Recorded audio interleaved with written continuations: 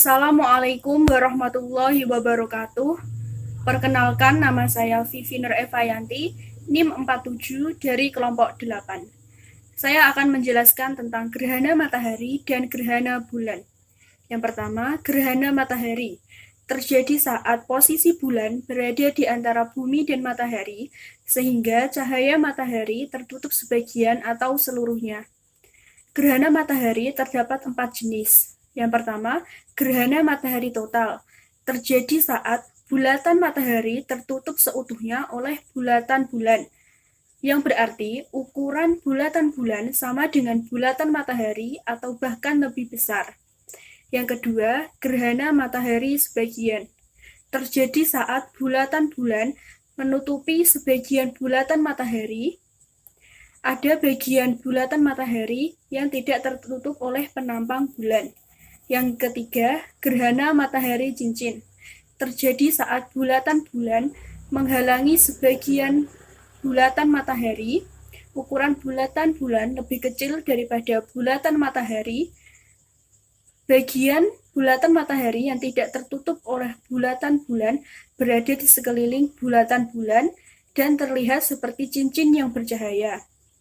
Yang keempat, gerhana matahari hibrida, bergeser dari gerhana matahari total dan cincin. Gerhana matahari hibrida relatif jarang terjadi. Yang kedua, gerhana bulan. Terjadi saat sebagian atau seluruh permukaan bulan terhalangi oleh bumi. Terjadi jika bumi berada di antara bulan dan matahari pada satu garis lurus yang sama, sehingga sinar matahari tidak bisa mencapai permukaan bulan akibat terhalangi oleh bumi. Gerhana bulan terdiri dari 3 jenis. Yang pertama, gerhana bulan total. Bulan masih berada pada daerah umbra. Yang kedua, gerhana bulan sebagian. Tidak semua permukaan bulan terhalangi dari matahari oleh bumi. Ada bagian permukaan bulan di daerah penumbra, sehingga masih ada sinar matahari yang sampai pada permukaan tersebut. Yang ketiga, gerhana bulan penumbra. Semua bagian permukaan bulan berada di daerah penumbra, sehingga bulan masih dapat terlihat walaupun dengan warna yang suram. Assalamualaikum warahmatullahi wabarakatuh.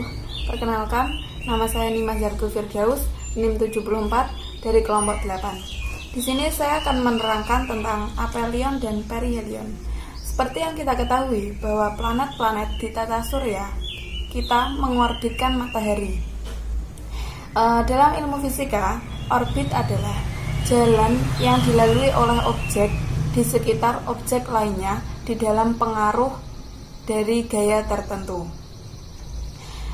Orbit pertama kali dianalisa secara matematis oleh Johannes Kepler yang merumuskan hasil perhitungannya dalam hukum Kepler tentang gerak planet.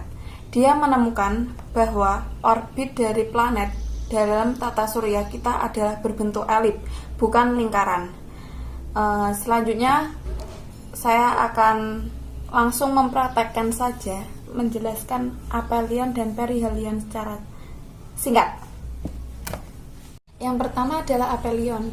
Aphelion adalah titik orbit yang paling jauh dari matahari, seperti ini.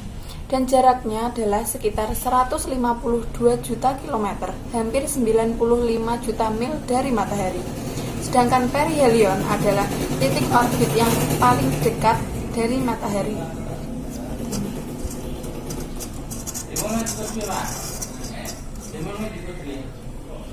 Dan jaraknya adalah sekitar 147 juta kilometer atau 91 juta milimeter dari matahari.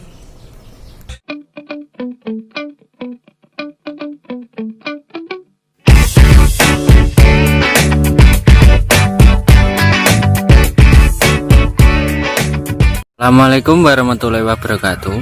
Perkenalkan, nama saya Maulana Habib Yasin, NIM 60. Assalamualaikum warahmatullahi wabarakatuh. Perkenalkan, nama saya Zahrotul Naimah, NIM 64. Ini kami akan mempraktikumkan tentang gerak lurus berubah beraturan atau GLBB dipercepat pada bidang miring. Tujuan dari praktikum yang akan kami lakukan yaitu pertama, mengidentifikasi gerak pada bidang miring. Yang kedua, mengetahui hubungan antara kecepatan, percepatan, serta waktu tempuh. Dan yang ketiga adalah mengetahui besar kecepatan dan percepatan. Alat dan bahan yang kami gunakan adalah 3 bidang miring dengan panjang 60 dan ketinggiannya berbeda, batu, dan juga stopwatch. Langkah pertama, siapkan bahan yang akan digunakan dan susun sejajar bidang miring yang telah dibuat, lalu batu, dan juga stopwatch. Gelindingkan bola pada bidang miring dengan ketinggian 20 cm, serta hitung waktunya menggunakan stopwatch. Lalu catat waktu yang ditempuh. Kemudian lakukan langkah yang sama pada ketinggian 15 cm dan juga 10 cm. Dan catat hasilnya.